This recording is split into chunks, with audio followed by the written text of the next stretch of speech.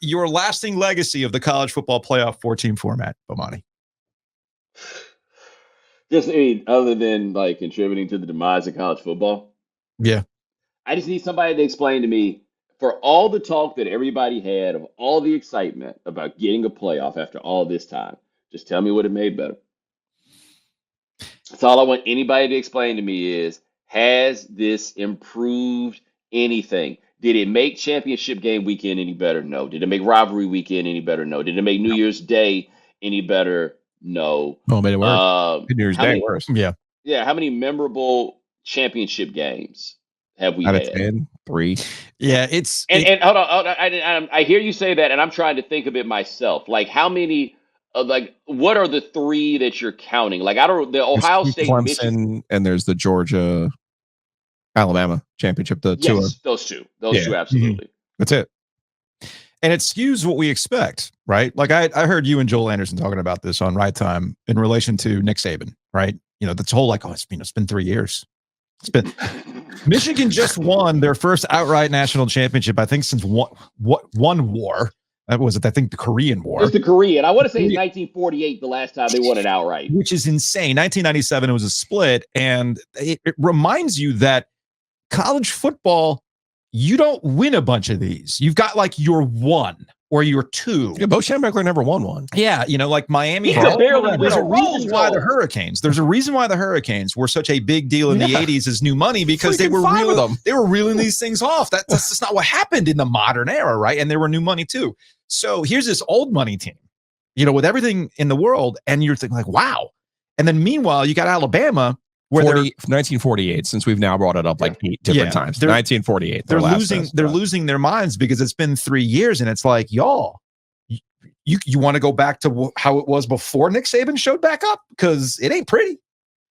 But it's skewed everything. But this is the thing I will say, because let's keep in mind, they are crazy people, right? Like, this is not a function of the playoff with them. This is just who they are.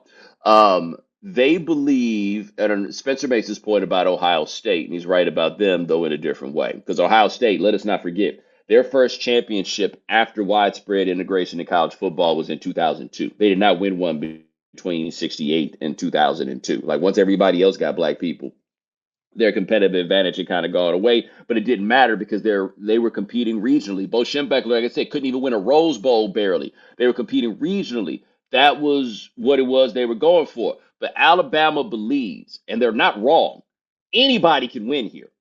Now, can anybody win on the level that Saban has? No. Can anybody win consistently? No. But can anybody on earth string together one 10-win season at Alabama? History has indicated yes. Mm-hmm. Yes, they can. Mike Dubose was able to do it. Mike Shula was able to do it. I believe Ray Perkins was able to do it. They believe literally anybody can do it. And you know why? Because they going to make them do it. That's why. It's funny, too, and we'll wrap the conversation on this about how things have been skewed. We saw it locally with NC State and North Carolina. When you're reminded that your college football seasons should be reel off some nice wins, get to a decent bowl, and most importantly, beat your rival, you should go home happy, right? 8-9 wins, beat your rival, go home happy. I feel like this was the season where Mack Brown kind of broke a little bit at North Carolina, because you got the recruiting in place. You have these hot starts. You've got these NFL quarterbacks, and Sam Howell, well, we'll see how much longer he's a starting quarterback in the NFL. And Drake May, we'll see where he goes in the upcoming draft. And yet you fall off at the end and you can't beat NC State. And it got Mack to do two things I never thought would actually happen. Be dismissive of the area where he's like, hey, 7-8 wins around here is pretty good. We're like, whoa. Ooh, I'm not surprised that he did that, but that's a bold thing to say. That's what I thought too. And then on signing day, in your history of knowing Mack Brown, whether it was his time at North Carolina, certainly his time at Texas, and now let's return to North Carolina, can you think of a time where Mack Brown lost a signing day? It didn't. Not really. Even when the recruiting started to fall off. Not really. He lost a signing day for the first time ever this year because he decided to not take any questions, not talk about his class, and bring up 3-4 week old news with Dave Doran. It was wild to me to see this with Mack Brown. Beefing down. And he's coming back, and it gets to the existential question at North Carolina.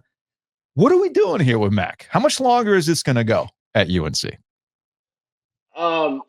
Here's the problem that UNC is going to have. I mean, it's a problem if you care about appearances, but I still would consider this to be a problem. Okay. He's not going to walk away in a dignified manner. That is what you need to understand, because the way it ended at Texas, and for those of you who don't remember how it ended at Texas, the expectation was, especially after they like magically beat Oklahoma that year, which nobody expected to happen. Like, okay, it's 2014.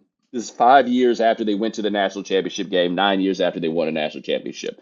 And the thought was that he was going to retire like after 2009.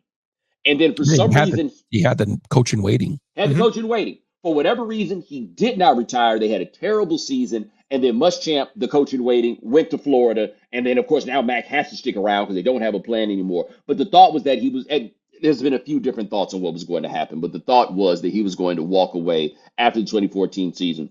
And when it was clear that he wasn't going to, the board and everybody started getting the momentum together to get him out of there. And when they were trying to basically find him to get him out of there, he jumped his ass on a plane, came to Miami, and turned up at Central High School in Miami to recruit Dalvin Cook. Knowing that, notably, Mack Brown is famous for not recruiting Florida while he was at Texas. And I called a coach at Central. I knew a coach at Central at that time. And I said, have you ever seen this man? He said, I've been working here 5 years and I ain't never seen him one time. Mack heard they was coming to get him and he ran away from home and went to Florida. I'm just telling you, he's not going to walk away in a dignified fashion. And it's probably on the field not going to get any better than it is right now. But the one thing that Mack did at Texas, when he was losing every year to Oklahoma, at least he was beating A&M every year. Yeah.